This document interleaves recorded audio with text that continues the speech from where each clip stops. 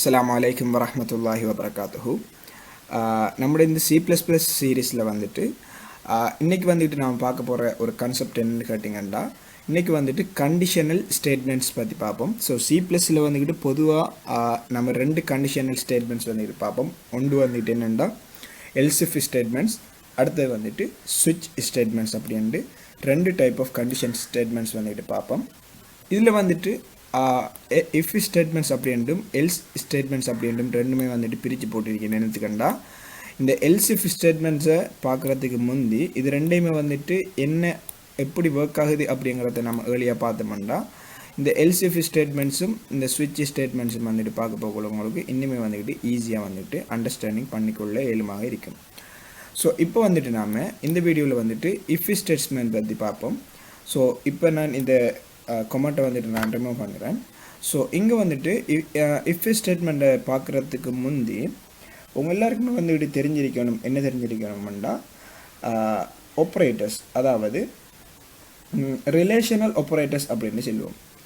Relational operators அப்படின்னு சொல்கிறது என்னென்னா, நான் இப்போ வந்துட்டு C++ல் வந்துக்கிட்டு பேசிக்காக வந்துட்டு யூஸ் பண்ணக்கூடிய ஒரு சில ஆப்ரேட்டர்ஸ் வந்துட்டு சொல்லி அது என்னென்ன ஃபங்க்ஷனை செல்லும் அப்படின்னு சொல்லிட்டு உங்களுக்கு எக்ஸாம்பிளோட ப்ராக்டிக்கலோட வந்துட்டு இஃப் ஸ்டேட்மெண்ட் எப்படி ரன் ஆகுது அப்படிங்கிறத சொன்னால் இனிமேல் வந்துட்டு கிளியராக அவங்களுக்கும் அண்டர்ஸ்டாண்ட் பண்ணிக்கொள்ள மாதிரி இருக்கும். ஸோ இங்கே வந்துட்டு ரிலேஷனல் ஆப்ரேட்டர்ஸ். ஸோ நான் போகிறேன் ரிலேஷனல் ஆப்ரேட்டர்.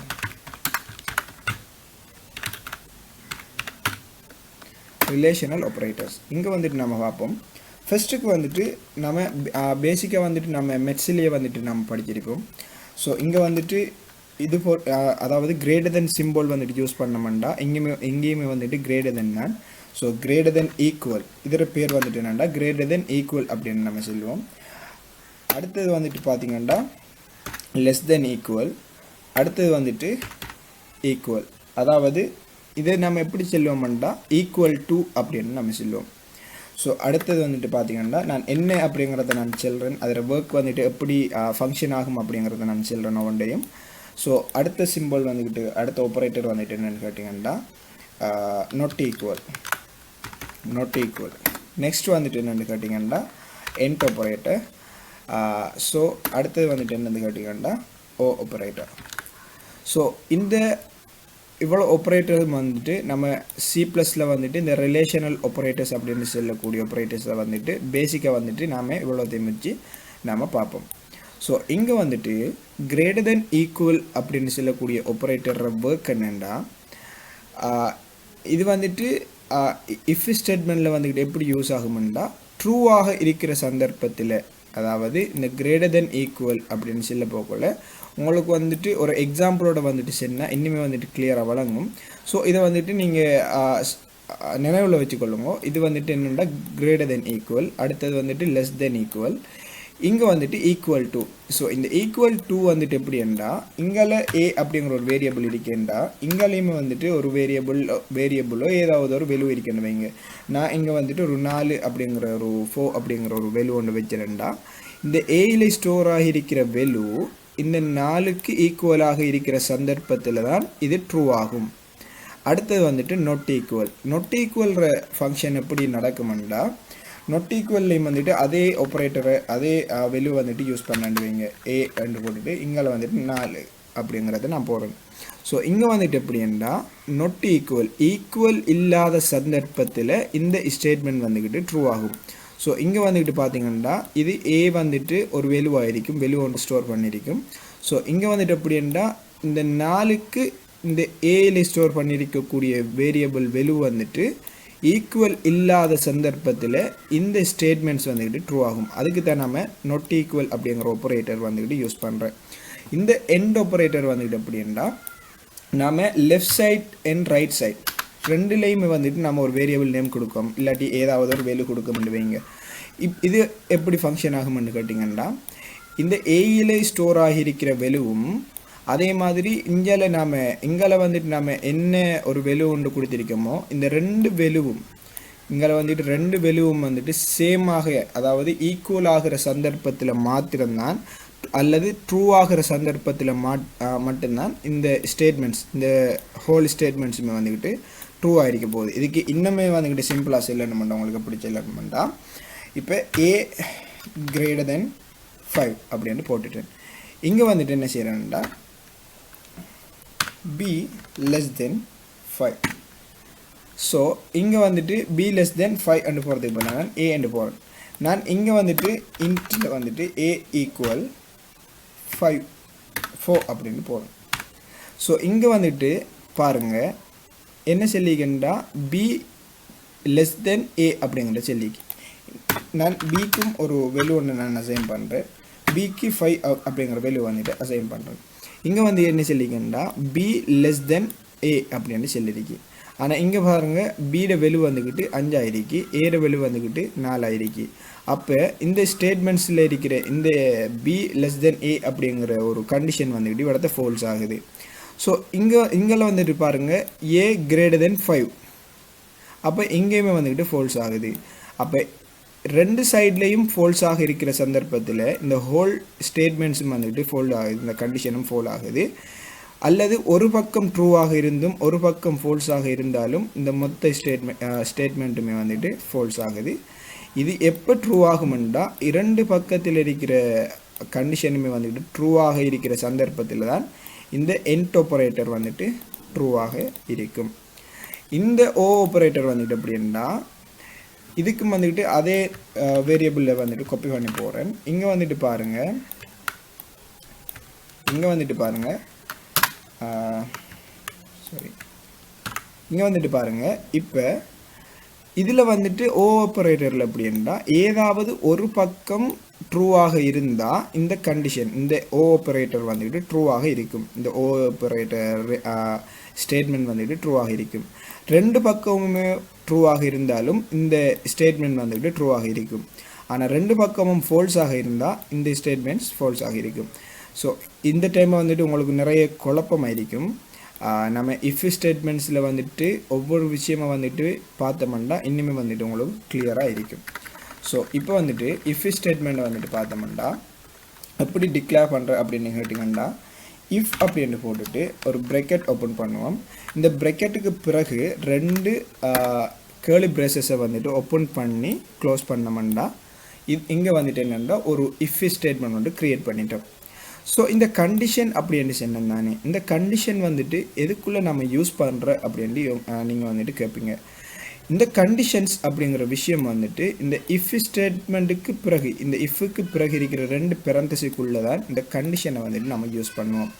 ஸோ இது வந்துக்கிட்டு எப்படி ஒர்க் ஆகும் அப்படின்னு சொன்னால் இந்த இஃப்க்குள்ளே இந்த பெரந்தசிக்குள்ளே இருக்கிற கண்டிஷன் ட்ரூவாக இருக்கிற சந்தர்ப்பத்தில் இந்த ரெண்டு கேர்லி பிரேசஸுக்குள்ளே இருக்கிற ஸ்டேட்மெண்ட்ஸ் வந்துக்கிட்டு ரன் ஆகணும். இதுதான் ஒரு சிம்பிளாக இந்த இஃப் ஸ்டேட்மெண்ட்டில் வந்துட்டு நடக்கக்கூடிய ஒரு ஃபங்க்ஷனாக இருக்க போகுது. ஸோ இங்கே வந்துட்டு நான் ஒரு வேரியபிள் டிக்ளரேஷன் ஒன்று பண்ணுறேன்.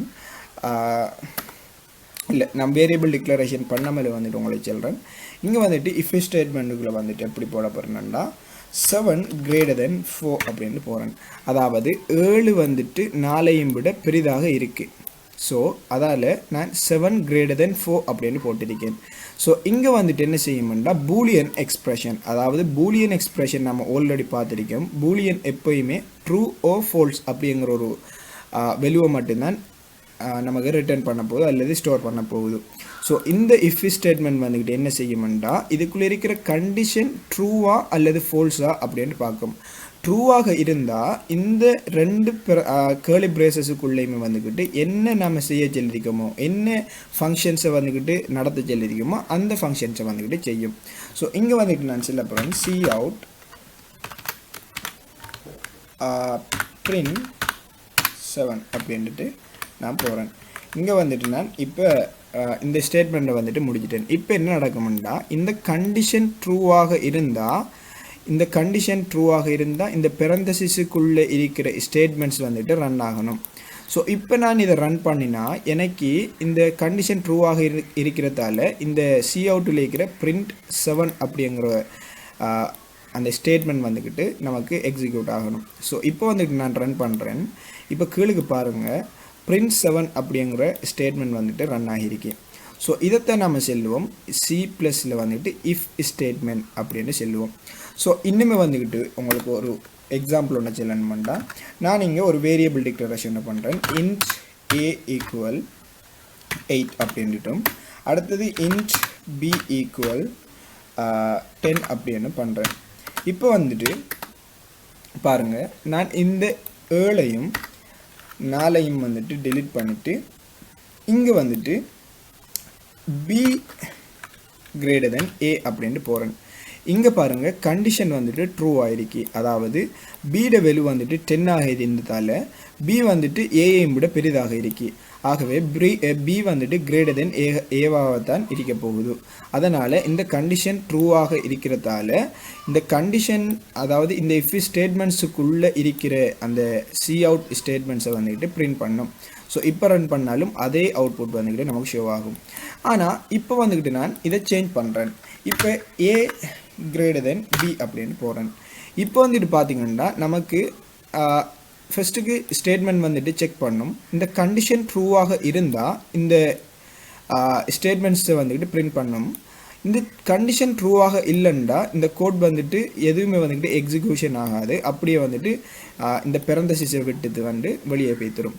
ஸோ இதை வந்துட்டு ரன் பண்ணமுண்டா நமக்கு எந்த ஒரு அவுட்புட்டுமே வந்துட்டு வராது.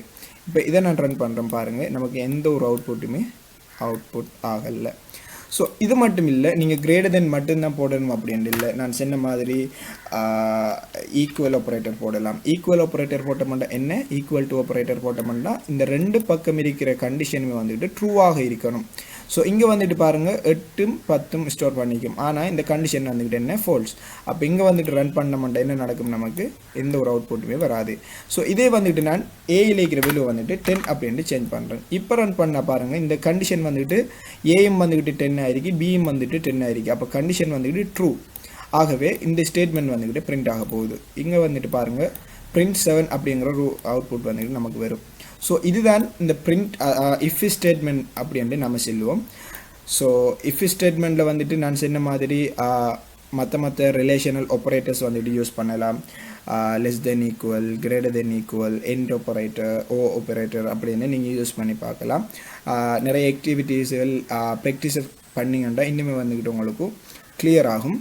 நம்ம அடுத்த வீடியோவில் வந்துட்டு else if statement, LC statement அப்படிங்கிறத பற்றி பார்ப்போம், ஸ்விட்ச் ஸ்டேட்மெண்ட் பற்றி பார்ப்போம். எனிவே தேங்க்ஸ் ஃபார் வாட்சிங். I am Akhtar Parvez. மறக்காமல் வந்துட்டு ஏதாவது டவுட்ஸ் அப்படி இருக்குமென்னா உங்களுக்கு நீங்கள் கமெண்டில் லீவ் பண்ணுங்க. எனிவே தேங்க்ஸ் ஃபார் வாட்சிங். I am Akhtar ஃபர்வீஸ்.